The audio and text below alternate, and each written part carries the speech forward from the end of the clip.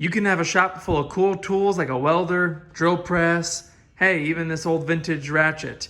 But if you don't have this one skill and this one tool, then I think you're missing out.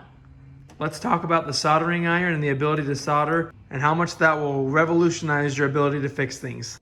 We are absolutely surrounded by electronics, whether it's in your car, your home, or even toys. There are electronics everywhere. Circuit boards, cords, wires. You never know when you're going to run into an electrical problem. And man, a soldering iron is a helpful, handy tool to have. And they've been around a long time. These old soldering guns, you can see here, this one's from my grandfather and he's used a little bit. But I've had great success with these guys. They're relatively cheap. Yard sales are a great place to find them. But I've switched over to soldering pens just because they're great for fine-tune work, especially with circuit boards and those small components that you need to work with. There's a lot of cool things you can do with a soldering iron. Just recently, I had an old ratcheting screwdriver that I replaced the battery on just with a soldering iron, and now it works phenomenal. I use it all the time. It's been upgraded to lithium, and that's just one of many thousands of things that you can do with a soldering iron. And in a world full of electronics, things get broken, but luckily with the ability to solder, sometimes you can fix that. Like with this iced coffee maker, that the cord got pinched and it's not safe to use, but let's repair it. And to help me demonstrate how awesome it is to know how to solder, Yoko sent me over to this awesome soldering station, nice and compact. Check it out. You can really see it here.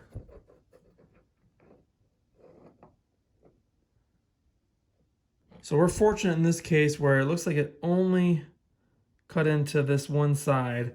So instead of cutting both, I'm going to use this blade and separate the two.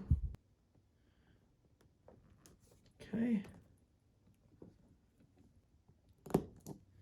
Boom. Strip it back.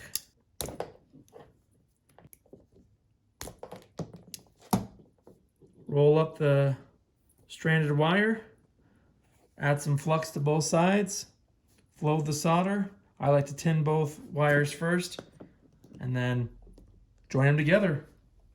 You always want to cover your solder joint, so heat shrink tubing is awesome. So we'll cut our piece of tubing enough to cover our splice. And always make sure to put it over so you don't forget it. Solder joints should be shiny, not dull. Dull means cold solder joint, you didn't use enough flux. Those look great. It's time together. So to make my life a little bit easier, this kit comes with a little metal plate so we can move our attachments. And I'm going to use these alligator arms.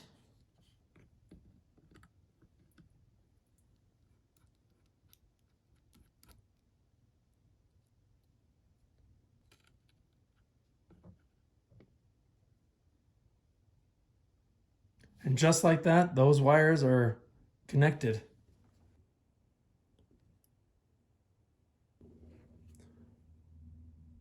Let's test our work. There you go, prepared.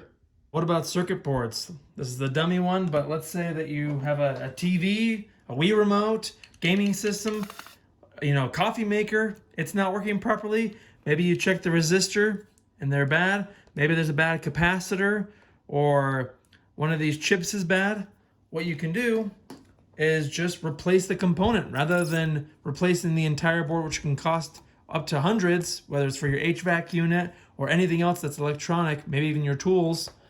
You can just replace the singular component that's bad by, if it's through hole versus surface mount, these being surface mount, these being through hole, you can just simply unsolder the component and then add in a new one. And that's one thing that I like about this kit that Ioku sent me is it has pegs for elevating a circuit board so you can do work without it touching the mat. And when it comes to soldering, flexibility is key. That's why I really like this soldering station, because it allows you to have a lot of different options, whether you're soldering boards, wires, or any sort of electronics. You have complete flexibility with being able to move all these different accoutrements around, as well as tailoring it toward your needs. Soldering is an awesome skill to have, and I'll link everything I use in this video, including this very handy soldering station, in the description box below. And let me know if you have any questions or the cool things that you've repaired with soldering. Like I said, it's a very handy skill to have.